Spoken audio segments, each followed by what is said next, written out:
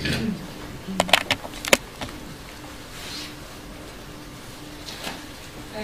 morning, and I have to warn you that my presentation will be different than all the other presentations today. The other presenters are either researchers and usually also ethics experts. I am not an expert in ethics, yet I take up an hour of your time to talk about ethics. There is some contradiction here, I understand. I am not even a researcher. If I am an expert, I'm an expert in bureaucracy. So this presentation will be, let's say, less about ethics and more about the procedures of ethics.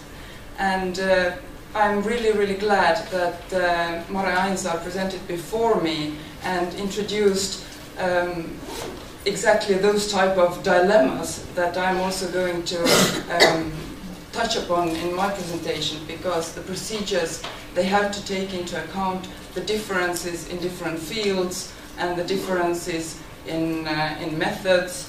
And I hope to convince you that the procedure that I'm going to introduce, the ethics procedure, ethics appraisal procedure in Horizon 2020, I hope to convince you that it is quite a good one, taking into account the differences and also the specific requirements of social studies, which is our topic today. My name is Kristin Kraav. I work in the Research Council as a consultant or as a national contact point for Horizon 2020. My job mainly consists of advising Estonian researchers, but not only Estonian researchers, but also researchers from abroad, how to apply for money in the Horizon 2020 different calls. And a part of that is advising them how to comply with the ethics requirements, how to fill in the different forms they have to, where to find information about ethics requirements, and this is what I'm going to tell you also today. I learned a lesson very early in my career. It was in 2002 when I started my work as a national contact point, what was then the 6th framework program, predecessor of Horizon 2020. And we, the national contact points, we tend to live in our own bubble. We think that everybody knows what is the framework program, everybody knows what is Horizon 2020. And I learned my lesson quite early in one of the very first information events that I attended, not as a presenter, but as a listener, as an attendant. There were some speakers from the European Commission, etc. It took place in Estonia in one of the big universities. And after a day's worth of talking about FP7, FP6, this and that, at the reception afterwards I overheard 2 young researchers talking among themselves. Well, they mentioned this FP7, what it is. So I will just remind you, because I'm pretty sure that all of you know, that Horizon 2020 is what we call the framework program of the European Commission. That is the 8th framework program supporting research and innovation, now with a fancy name, Horizon 2020.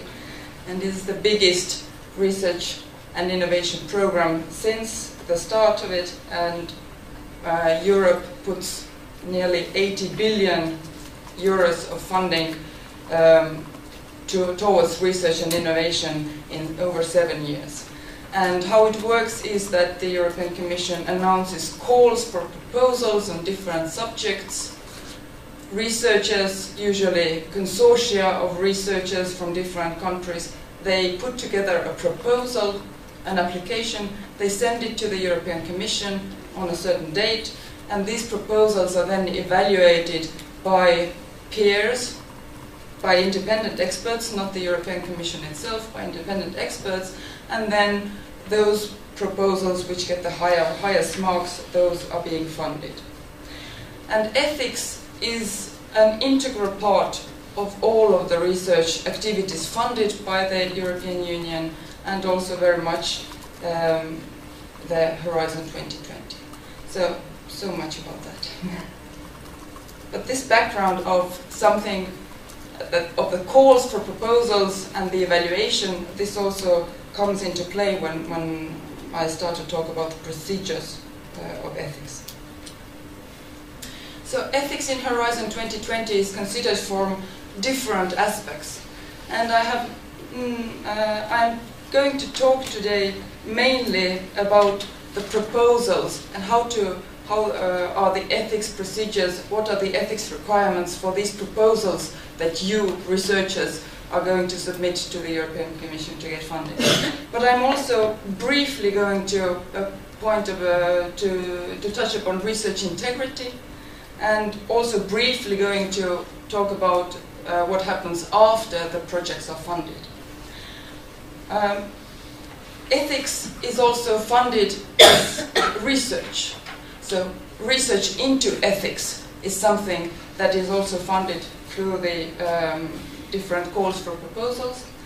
And I will only very, very briefly, in my last slide, as an introduction to the next speaker, will mention a broader concept that is now emerging and is very much the hot topic or the buzzword nowadays, is responsible research and innovation. But mainly I'm going to stick to my main subjects, how to get the projects that you submit, the proposals, ethics ready. So what are the procedures before, during and after evaluation? What are the documents that you need to know? And very few examples, but fortunately some very good examples were provided already in the previous speech. You can interrupt me at any time to ask any questions. If there are some acronyms, for example, that I use subconsciously already, not defining them also. So Horizon being a very big European program, it has a complicated structure, and the amount of money that is put into Horizon means that decisions about the program itself are taken at a very high level. The legal basis of the program is adopted in a process together with the European Parliament and the European Council.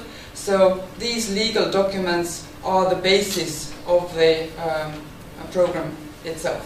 The implementation level comes much later. It is not always, it is a lighter process. The Commission itself can take some decisions, but all of them are based on the basic documents that are adopted by the Parliament and the Council.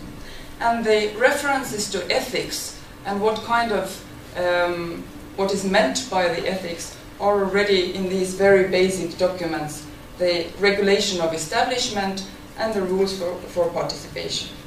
If you're interested in Horizon 2020 ethics regulations, this is the link that is not only leads you to the legal background, but it also gives you a very good overview and links to all the reference materials that I will mention afterwards. And when these slides are put up on our website afterwards, you have all these links. So this is the main website for ethics in Horizon 2020. So the process to assess and address the ethical dimension in Horizon 2020 is called the ethics appraisal procedure. This is just a term that is used to describe the whole series of different requirements and different processes. And it consists of 4 distinct different stages. What I'm going to tell you most about today is the ethics self-assessment. This is something that researchers themselves have to do, and this is done in the application phase. Something that researchers who want to apply for funding will have to go through every time, in any case, to apply for funding in Horizon 2020. Following that comes ethics pre-screening and ethics screening. This is already done at the evaluation phase. When the proposals have been submitted to the European Commission, then ethics experts will look at the proposals and do what is called screening. In some cases, but not always, ethics assessment follows the screening. This follows in case there are serious ethics considerations in the proposal. And I thank also Mare for pointing out that if you have ethics considerations in your proposal, it doesn't mean that your work is unethical. The ethics issues are at the center of most research that is done nowadays. Every researcher has to think about ethics procedures and has to describe ethics procedures. So this is one of the most important things to remember when you approach this ethics self-assessment.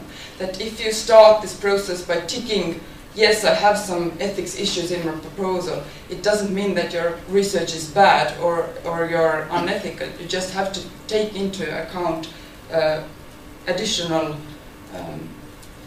requirements for doing your research, and you have to describe them.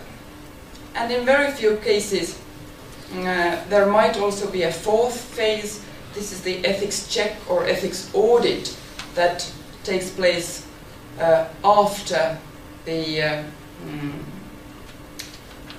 project has been funded. When the project is already running, then if there is ground for it, there might be additional ethics checks or audits, but this is quite rare. So the ethics self-assessment concerns everybody, pre-screening as well, but already from screening, assessment, checks and audit, there are fewer and fewer proposals, fewer and fewer projects that are affected by it. So anytime you apply for funding in Horizon 2020, you have to fill in first ethics issues table.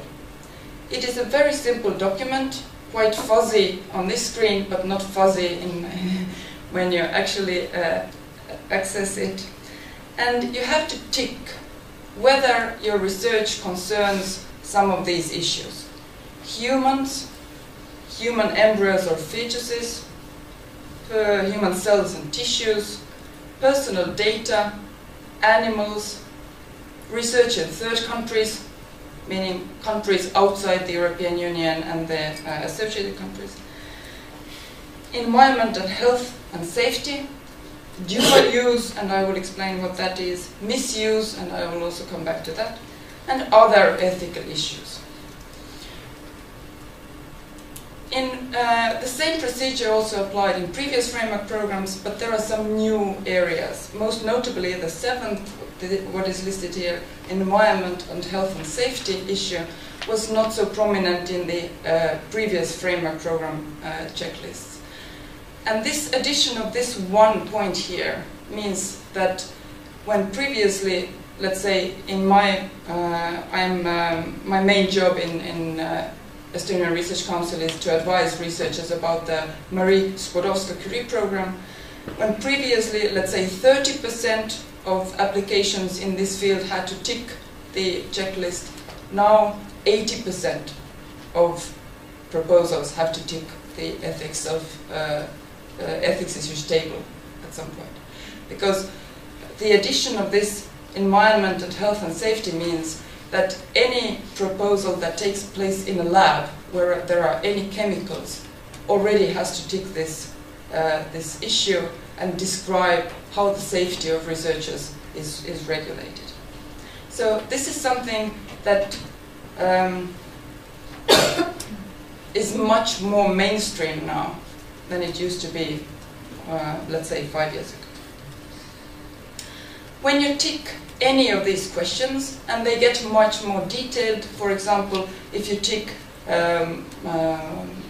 humans, you get a list of sub-questions. If you tick any of these, then you have to proceed to describing these issues. How you take that into account, you have to demonstrate you're aware of all these ethics issues. You have to address ethics issues in the objectives of your proposal, in the methodology, in the impact. You have to write a risk assessment of ethics issues. You have to demonstrate compliance with the EU and national legislation. You have to describe procedures, how you will obtain the necessary permits, or if you already have some permits, you provide copies of them. And because it can be quite lengthy, the proposals for Horizon 2020 have very strict page limits, but the ethics part is always outside of that page limit. You can take as long as you wish, as long as needed, to describe all the details of the issues. And these are the ethics part is part of the what we call part B of the proposal, of the core proposal. It can be in an annex, it can be in different places, but always you have to fill that in. So once you tick something, and probably you will, you have to think about it, take into account, and describe. The problem is that some researchers do the ethics part as an afterthought. They put together a very good proposal, and then afterwards they think, yes, I ticked something, I now have to describe how I deal with the ethics issues. And this is very counterproductive, because the way to success is to start with it, to take it into account already when you think about your methodology, when you think about your objectives. It's much easier also that way to tackle these questions. When researchers come face to questions, a lot of these ethics tables, a lot of questions emerge. For example, yes, well, animals. Let's say my research is about lakes in Estonia, and sometimes we catch some fish, we measure them, we put them back in the water. Is that an ethics issue? Do I have to tick it in the table? Do I have to describe some procedures? We are not harming these creatures, actually. Again, when I'm not causing harm to animals, let's say my research is about observing primates in their natural habitat, is that an ethics issue? Do I have to describe some procedures? For example, the magnificent example shown before, the video of Mississippi University. We don't know the names of these people. Can I just film someone entering, changing their mind about entering through the men's door and going to the women's door? Is that an ethics issue? Do I have to think about ethics issues in this kind, when I put it up on YouTube afterwards? Nanotechnology, a new field, big data, and I'm doing research in cooperation with third countries. How do I share the benefits afterwards? So intellectual property issues. All of these complex issues, they are very difficult to answer sometimes. What do you think? So what are the ethics issues in that video of Mississippi University up on YouTube? Would you consider it ethical to put this video up on the YouTube? We enjoyed watching it very much. We benefited from that research. It made us think, was it ethical to put it up? You could identify those people in the end, because you know the university, so you could even to see that who they are. You could do a little bit of research, so I think it's a little bit, you have to think about it. Yeah, you have to think about it. There are no clear answers. It is the nice thing, or the good thing about ethics, is that it makes us think. I mean, thinking about all these aspects sometimes poses us very interesting intellectual topics. So let's leave the verdict out. Was it ethical or non-ethical to put that on YouTube? It would be sad if no such videos were ever put on YouTube. But what about this girl whom we can tell, ha ha ha, you did that afterwards? So how to answer these questions? I mean, when I advise people, they come to me with these questions. So if I have to measure the fish, is it an ethical issue? I don't know. I'm not an expert in ethics, but I know how to answer these questions anyway, because fortunately there are very good documents out there.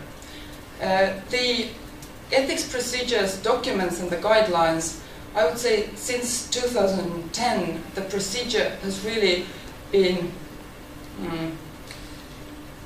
in the form that we know it now. It's a mature procedure.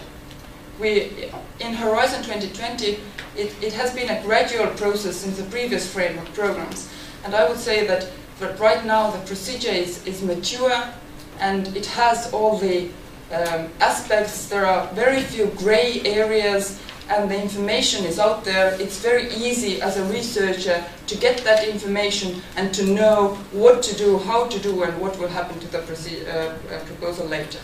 So the main document that helps researchers to understand whether or not measuring fish is an ethical issue is the guidance material, How to Complete Your Ethics Self-Assessment. It is a short document.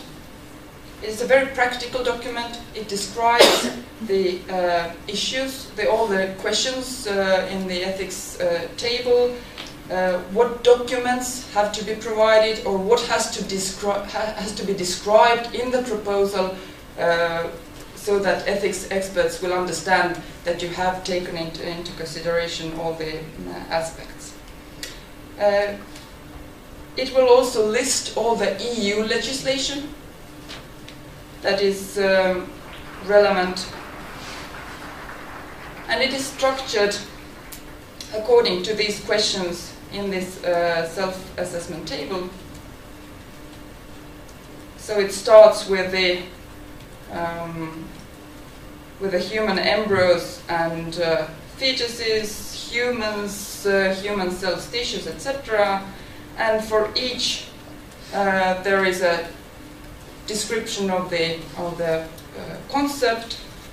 Then there is the table in its entirety, all the sub-questions, and for each question there is information to be provided in the application and documents to be provided either in the application if they already exist or afterwards. For example, if you just propose that you will do a survey among adolescents about sex abuse, you don't have to add all the ethics approvals right away. You are just considering this research. It has not been funded yet, it has not been approved yet. But once you have the funding, once you have the means to do that research, before you start, you have to provide the relevant approvals of the national ethics committees. So this is a very good document. It is quite comprehensive, but it doesn't really help you in those more difficult, specific questions. Like, for example, it says that that if you use humans as voluntary participants in your research, you have to obtain from them written informed consent. But we heard previously that in some cases it is not possible, or it would be even impossible for your research. Your research would be meaningless if you would ask for informed consent before you conduct the survey. Sometimes your participants must not know what you study in order you to be able to study it. For example, if we told those young people in Mississippi University that we are going to test whether they conform to gender roles, I'd dare say that the results would be completely different, and it would not show what the research did show. In that case, fortunately, there are additional documents to help you with to think about the ethical issues in your proposal. And these domain-specific guidance notes have been compiled by the ethics experts who advise the European Commission during the ethics appraisal procedures. They were done for FP7, but it doesn't matter. I mean, research has not changed that much, and the procedure is roughly the same. They are still very relevant and quite useful today. And for example, in the guidance notes for researchers and evaluators of social sciences and humanities, in this document, it is discussed all these cases where you actually cannot or should not ask for informed consent. It helps you to understand these domain-specific requirements. And usually when you need the voluntary participants to be unaware of the research before you start your research, you usually need to debrief and ask for informed consent later, after you have performed the experiment, to ask for them if they allow you to use this material for your published research. So perhaps when these people who were filmed in Mississippi University were asked later for if they are okay that you put it up on YouTube, that would be sufficient. I'm not sure that it was done, but it is one way out of this dilemma. You ask them afterwards if they agree. And of course you take great care to anonymize.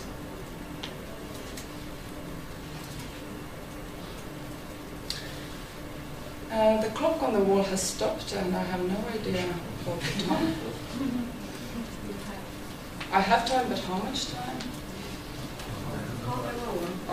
Half an hour, very good. I'm exactly where I want to be. So this is these are the helpful documents. But of course, if you are a researcher in an international setting and you propose to do a research project together with partners in different countries, you also need to take into account the requirements in these different countries. Because the principle is that EU legislation always has to be followed, even if the research is conducted outside of EU. Something that is forbidden by EU legislation will not be funded, even if it takes place outside of EU. Also, the other basic rule is that something which is illegal in that country will not be funded by funding from EU, even if EU legislation or legislation in other countries does not forbid it. It is not you can't use EU money to fund research which is illegal in that specific member state. These rules apply mostly to the most controversial research fields. The use of human embryonic stem cells is notably the most controversial in that sense. It is expressly forbidden in some countries, but on EU level it is allowed. But because of its controversial nature, the research involving human embryonic stem cells always goes through these later stages, this ethics assessment, the full procedure of ethics assessment. So you have prepared your proposal, you have described all the aspects, you have taken ethics into account in your methodology, and then you submit the project. The project is being evaluated for its scientific value, but at the same time, in parallel with the evaluation of science, the evaluation of ethics takes place. There is one very important difference between these two evaluations, that you get grades for your scientific value, but the ethics is not graded. You don't get 5 points or 4 points for ethics. It doesn't affect, if you have forgotten to add some documents, it doesn't affect the success of your proposal if the research is sound and in other ways it is a good research. But before you can go on with a project, usually you will be asked to give more documents. So the first phase of this, what the ethics experts who help the European Commission do, they start with pre-screening. So all the proposals that have ticked at least one of the ethics issues in the table, they are set aside for ethics screening. Ethics screening is more in depth. The ethics experts, they look at the description of the ethics issues in your proposal, and if it's complete, if it contains all the necessary information, if the ethics issues are not severe or very strong, then the ethics experts give you clearance and you can be funded. Of course, if you get enough points for your research proposal. But it also can happen that the proposals deal with subjects that have some severe ethics considerations. And then they will go into third stage, which is ethics assessment. And as I said, the human embryonic stem cells, they always go, however well you have described it in the proposals, they always go to the ethics assessment stage. So researchers who are specialists in the ethics issues of your field do the screening, and they decide whether or not it should be a more in-depth assessment or not. So which are the cases when a more in-depth assessment is needed? So usually the problem is that there is just not enough information. So there is a limited description of the procedures. You might do it all very well, but you have not described it very well. You might not have demonstrated that you knew European legislation. You have not referred to the right documents. Or you have failed to take into consideration that some specific population groups, as were mentioned, children, elderly, people who are not able to give consent, people who are suffering from mental diseases, these groups, or research performed in conflict zones or areas where no ethics infrastructure is available. This kind of research usually goes to the next stage. So some cases.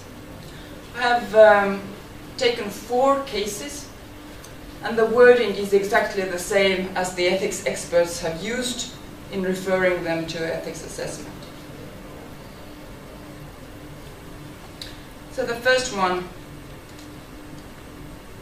there was a proposal involving a very nice goal, working on an alternative approach to vocational training programs, pedagogy, for disabled people.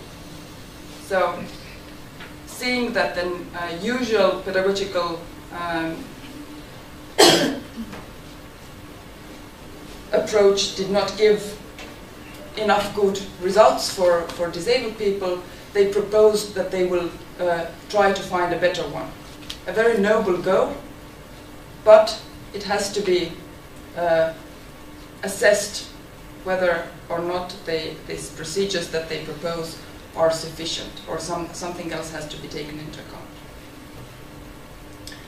Usually almost anything involving children goes to ethics assessment, and again the principle is maximizing benefit and minimizing harm.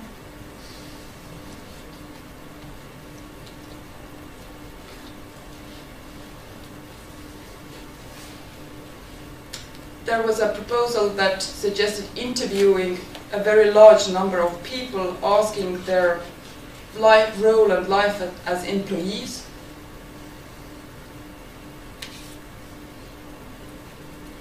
As it didn't, as the description was not sufficient in the proposal, that one was referred to ethics assessment.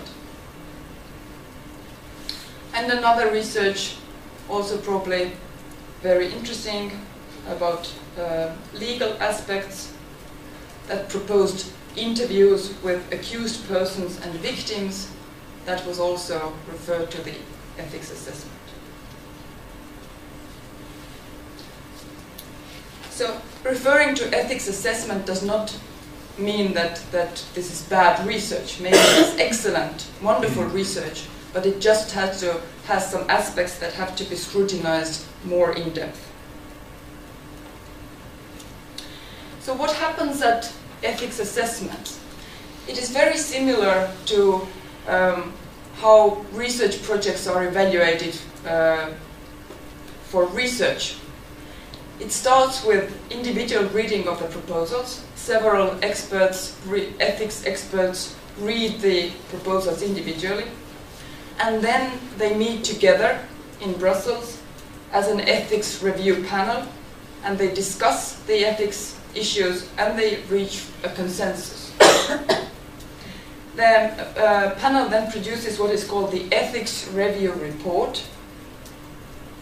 And what is written in that report, these requirements, they become a legal part of your project. And I need to stress that this ethics assessment and also ethics screening, in-depth screening, only happens to those proposals that are referred for funding. So not every proposal is going through this very in-depth proposal, in-depth procedure. Only those that are referred for funding go to the screening, and also of these, a few proposals go to the ethics assessment. And this ethics review panel may also indicate that probably there are cases where a check is necessary. So later, European Commission, let's say you have a 4-year project. After 2 years, the ethics experts might come to your project and do a check on the ethics issues. It is a rare case, but it happens. So at the review stage,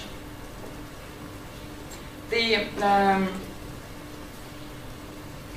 screening stage, the ethics experts also specifically identify all the proposals that they think need ethical approval at the national level.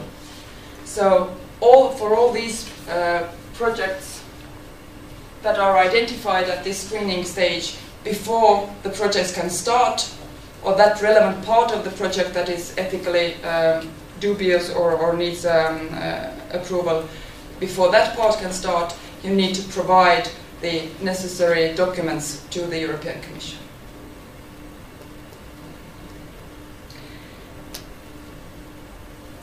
In a nutshell, that was the procedure.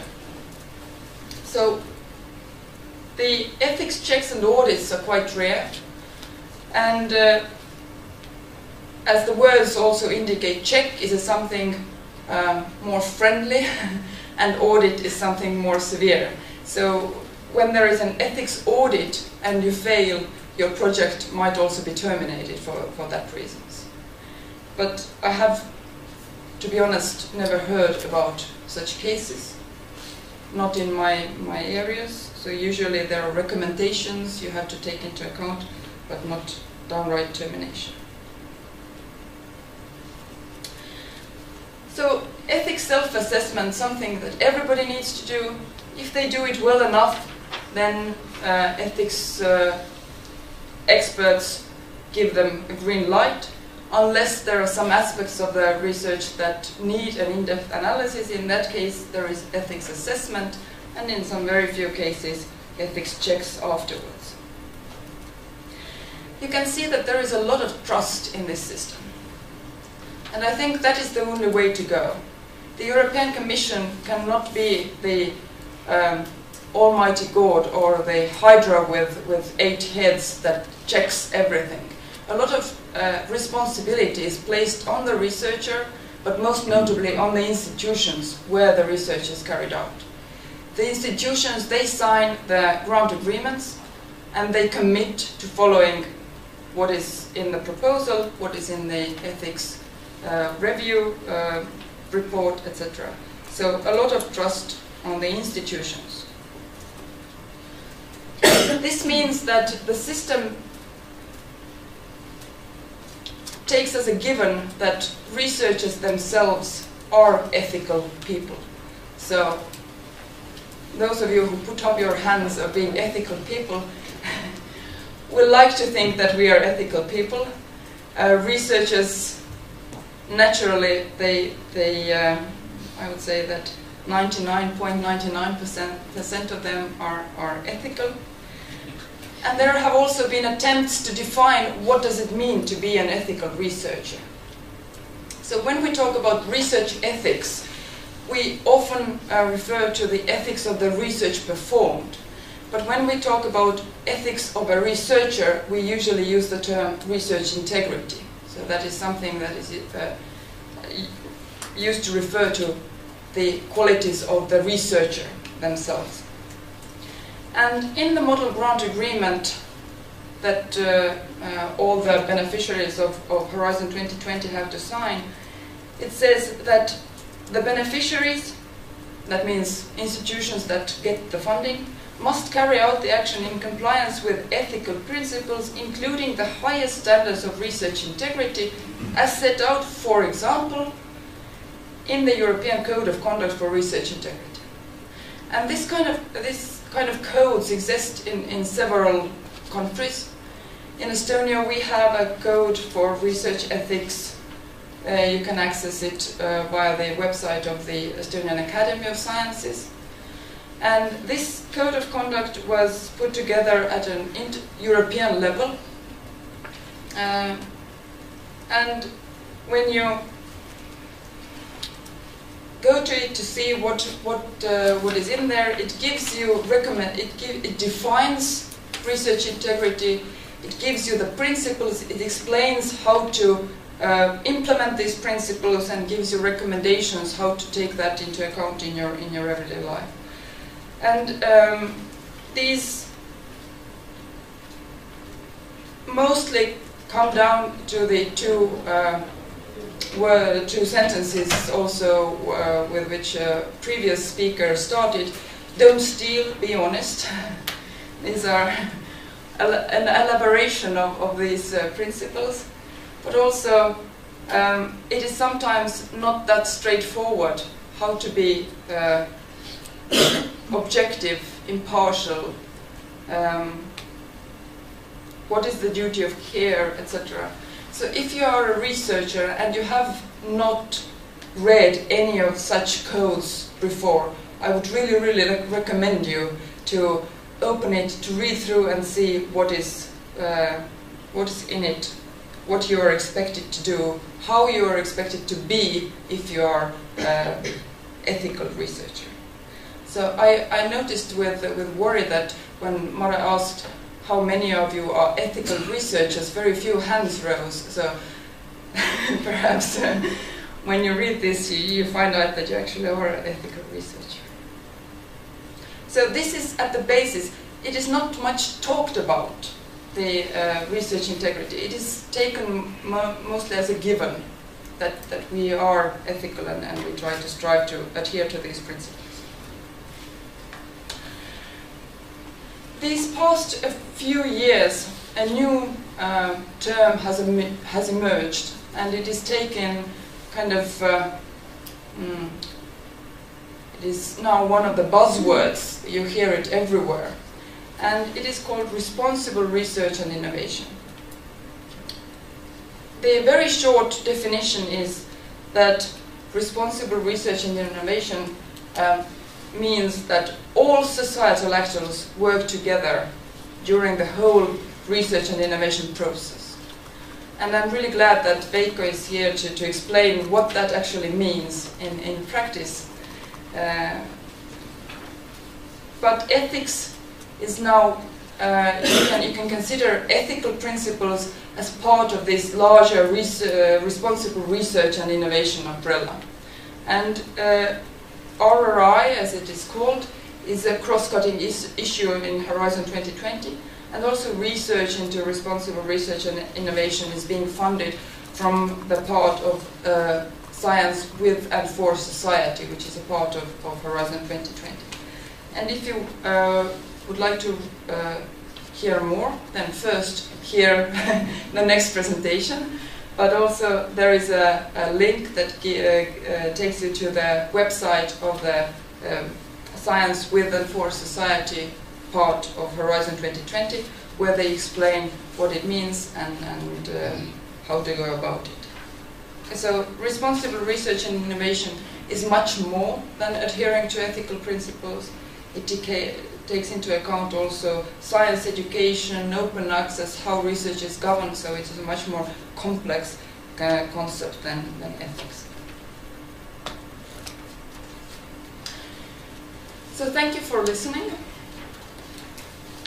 I hope that you now know what Horizon 2020 is. So when we go out for lunch after my presentation, nobody says, yes, she was speaking of something age 2020, I don't know what that is. So if you still don't know, please don't hesitate to ask us at the Estonian Research Council. We, among our many other duties, we are the national contact point for Horizon 2020. So you can approach us for any questions, including ethics questions concerning Horizon 2020, and you know where to find us. Thank you very much.